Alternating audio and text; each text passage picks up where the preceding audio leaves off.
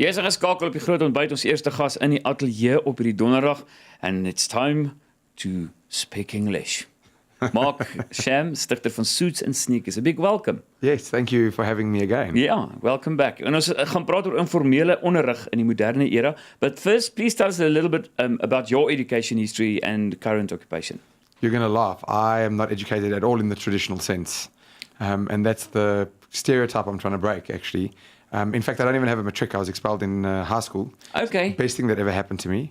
I'm not advocating that this should happen for other people. Yes, yes. But what it did was it forced me into entrepreneurship. Yes. And that's what I've been doing since I was 18. I've always owned my own business. I've done everything you can imagine, but in the last 6 months, I've moved over to Suits and Sneakers full time, which I'm very excited about. For the first time in my life, I'm focusing on one thing.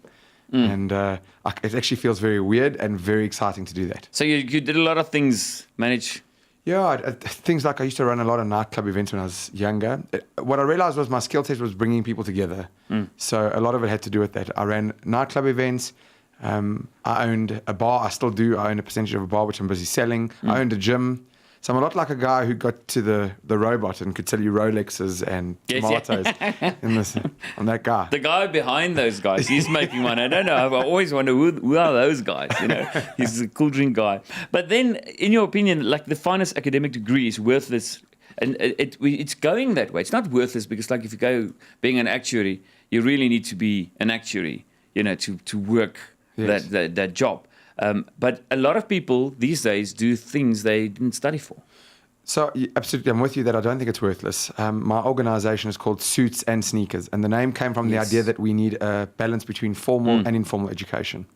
But I think the thing that's really important to note is that formal education was born in a very linear time, when time moved slow. So I think that it used to be the only way we could learn, and these days, thanks to digitization, you have the internet and you can learn other ways. So I think also because time is changing, we just have to rethink how we learn instead of these bursts of learning. 4 years on, never learn again mentality. When you live in a time that's changing so fast, you can't say to your kids anymore, go to varsity, get a degree, now you're fine for the rest of your life. Actually, your learning starts the day you get out and never stops. We've mentioned Suits and Sneakers. Tell us more about it. What's it all about? So Suits and Sneakers started out as an event that I used to run, that I would try to get as many people into a big space like convention center, Santa Convention Center, and it was similar to TED Talks. I'd try to get 3 or 4 different speakers telling their story, but offering thought leadership in the process. Now what Suits and Sneakers has become is we still run a lot of those events, and they're still free, etc. But we've moved on to developing and designing the university of the future. So we opened our first co-working space in Greenside in Johannesburg a few months ago. And the co-working space is really starting to give us a physical campus to run some of our stuff from. And we are busy developing our online university. And eventually our ultimate goal, and this is a biggie, is that we want to build the system to such a point that we can offer school leavers a free alternative to university. And we'll generate that revenue by fixing education within the workplace, which is what we currently do. So it's moved on quite significantly in the last 18 months. You also, with like technology these days, there's a lot of industries that's going to change. You think you're studying just to be a lawyer, but basically in 20 years' time, let's take a guess, an app's going to replace you.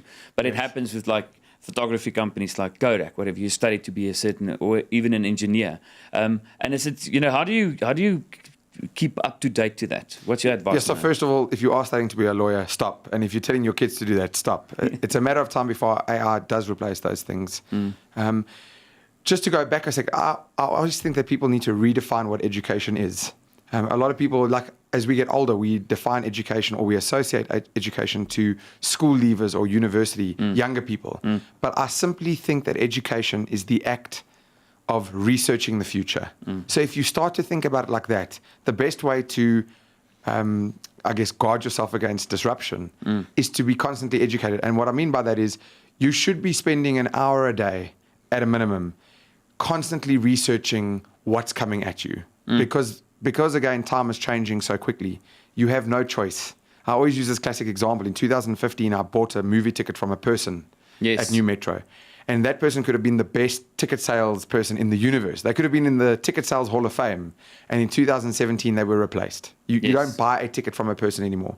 So if you just thought your job was to do your job, you can easily become disrupted. But if you think about your job in the way of doing your job and learning, different story. It's actually like you need universities to have even your first year, second year, third year, someone that just tells you the whole time how's it going to change in 5 years' time. Absolutely. We're going to be millennials. That's the new word, millennials. That's people born from 84. A new concept. Previous generation. Just explain that a bit. Yeah, I mean, it's a word that's been tossed around a lot, and I have mixed feelings about those terms. What I do know is that we do have these generational gaps, and we've spoken about them for quite a while, baby boomers, etc. All that's happening now, in my opinion, is that the gap between the generations is shortening. Also, you really can't hit people with the same stick. What we are seeing is millennials are a byproduct of a time that's changing so differently. But we're all actually directly responsible around that time. That's happening to all of us.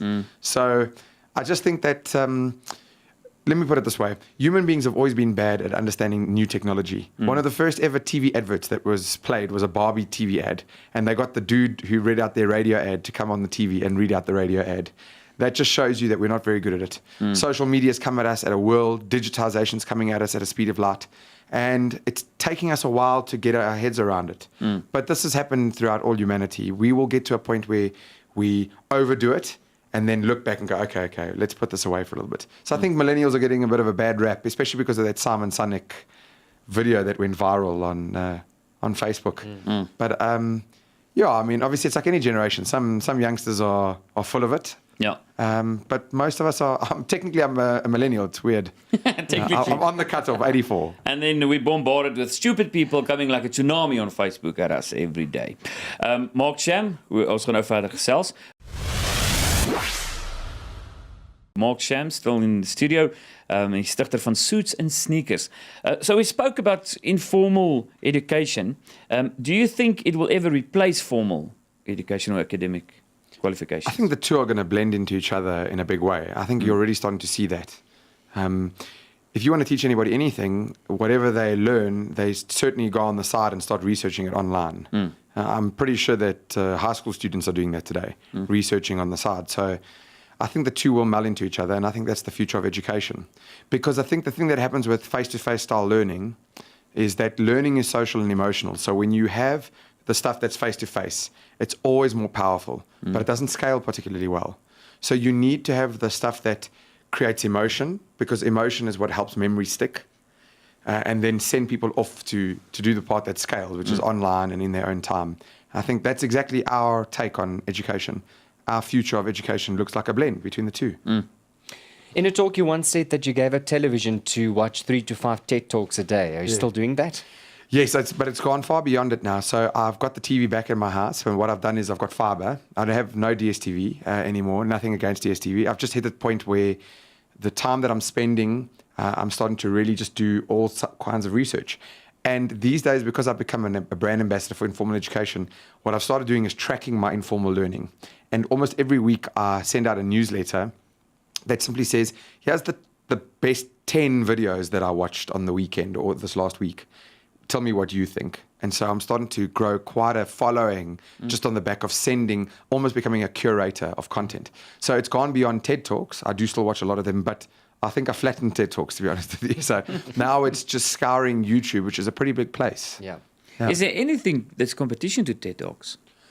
I don't know. Well, I mean, there's so many. There's creative mornings. There's lots of different places, and I don't think it's seen as competition as such. TED did something very well. That they started with their big conference, and then they created the TEDx version, which allowed other people to run TEDx events, just licensed. And so that gave them this huge content platform, right? Because if I organize TEDx Joburg or whatever, there's tons of content coming into the system from all around the world, and they pick the best of that, put that online. So they've got a great model, but certainly they aren't the only ones doing it. In a way, we're doing the exact same thing, but I think there's space for there's space for lots of them. If we think of Richard Branson and probably more than 20% of the billionaires in the world today, they left school at like 15. So we don't want to tell people, like you said, to don't leave school. Sure. But it is a fact that entrepreneurs sometimes get bored. If you must give advice to parents to say they must think differently about informal learning, what advice will you give them? Yeah, that's a great question. So I get asked a lot about parents, and my attitude toward this is simple. You obviously can't pull your kids out of the formal education system. I don't think you want to. But just understand that you can't believe in your head that formal is the only way to educate your kids. You have to foster their creativity, yes, but their curiosity. Right, and that's what I think really, because what happened with the old formal education system is we were told there's one way to learn. Well, what happens if I don't like to learn that way? And in my particular case, the system said, well, you're not a particularly good learner, when the truth was totally the opposite. It was just that maybe I didn't prefer to learn via textbook and I was more a visual or audio person. And I think a lot of people can relate. So we can't predicate formal education as the only system. There are plenty of systems around. And I think that parents have to utilize all the systems. Last question. Yeah, the moment you sit in front of your computer or you take out your phone and you Google, what do you Google? What do you visit? You get Twitter. What's like your routine the moment you use it? I'm massively around social media. I'm a marketer by trade, so we use social media in a big way. But what happened is because I've got a profile with YouTube and we're posting a lot of stuff and I'm viewing a lot of stuff, obviously YouTube's gotten to the point where it knows your history, it knows the kind of stuff that you're watching, and it's permanently recommending new things. So if I think about a Sunday afternoon where I just chill out, I'll get home, sit down on the couch, and I'll open up YouTube on my TV, and immediately it's just got new content basically waiting for me. Some of it's great, some of it's not so great, but I sift through, and this refining process is getting really interesting. So Facebook, Twitter, YouTube, LinkedIn, the social media channel is big time. But it's amazing because if you mention something interesting to me today, all I would do is just put a note in my phone, and when I get back to the office, that whole world opens up to you if you said blockchain. And I was like, oh, that's quite interesting. I would go online, search it, and before I know it, I'm a few hours down going into that world. So it's actually very easy. Mark, thank you so much. Where can people contact you? Yeah, thank you. Well, first of all, thank you for having me. The best place, as always, is on Facebook and Twitter. But Facebook, we've got a social media page for Suits and Sneakers. We're really active there. Twitter, we're really active on Suits and Sneakers. LinkedIn. And then me personally, I have both a profile and a page. Excellent. Thanks for the visit. Thanks for having me.